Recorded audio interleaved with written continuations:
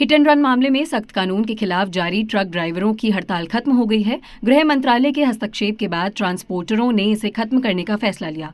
मंगलवार शाम को केंद्रीय गृह सचिव अजय भल्ला ने कहा कि फिलहाल कानून को लागू नहीं किया जाएगा। इस हड़ताल के खत्म होने से लोगों को बड़ी राहत मिली है, क्योंकि इसकी वजह से कई राज्यों में सप्लाई चेन बुरी तरह बाधित हुई थी और कई जगहों पर पेट्रोल और डीजल की किल्लत भी हो गई थी।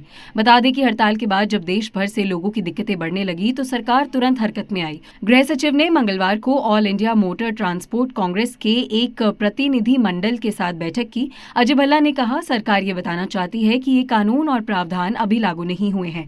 गृह सचिव अजय भल्ला ने बताया कि all India motor transport Congress से 10 साल की सजा वाले कानून पर चर्चा हुई। ये कानून अभी लागू नहीं हुआ है। उन्होंने कहा कि भारतीय न्याय संहिता के मसले पर हमारी मुलाकात और बातचीत हुई। अब हमें कोई दिक्कत नहीं है, सारे मसलों का समाधान हो गया है।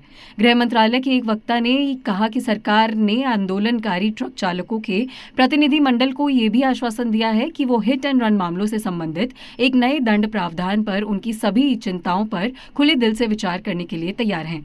बैठक में वो क्या बातें थी जो दोनों पक्षों में हुई और क्या दलीलें ट्रांसपोर्टरों की तरफ से पेश की गई, वो इस वीडियो में जान लीजिए।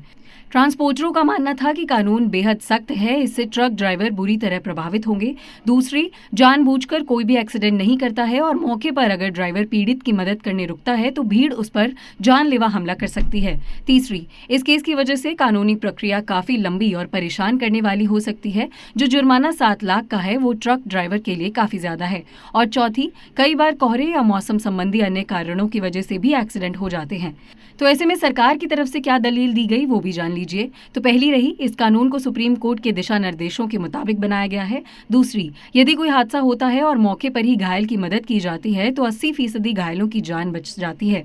तीसरी, वाहन चालक जिम्मेदार बने और यदि उन्हें घटनास्थल पर हिंसा का डर है तो वो कुछ देर जाकर पुलिस प्रशासन को सूचना दे सकते हैं। चौथी, सरकार ने दलील दी कि इस कानून में पुलिसिया मनमानी पर भी रोक के प्रावधान है। बता दें कि मंगलवार को ट्रक चालकों के आंदोलन के कारण मध्य प्रदेश, दिल्ली, यूपी, बिहार, गुजरात सहित देश के कुछ राज्यों में आम जनजीवन बुरी तरह प्रभावित रहा। इस दौरान ट्रक और बस चालक सड़कों से दूर रहे, जबकि ईंधन की कमी की आशंका के बीच कई शहरों में पेट्रोल पंप पर लोगों की भीड़ उमड़ पड़ी। चालकों के आंदोलन के कारण अंतरराज्यीय बस टर्मिनल और राजमार्गों पर भी लोग फंसे रहे। यूपी के मैनपुरी में तो पुलिस और ट्रक ड्राइवरों के बीच जबरदस्त झड़प हुई थी, जिसके बाद पुलिस को आंसू गैस के गोले दागने पड़े थे।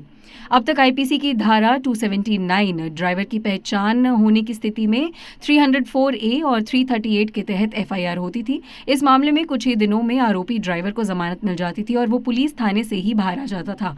हालांकि इस कानून के तहत भी 2 साल की सजा का प्रावधान है। यही वजह है कि अक्सर चालक हादसे के बाद वाहन लेकर या वाहन छोड़कर भाग जाते थे। इस खबर पर आपकी क्या राय है, हमें कॉमेंट करके जरूर बताइएगा।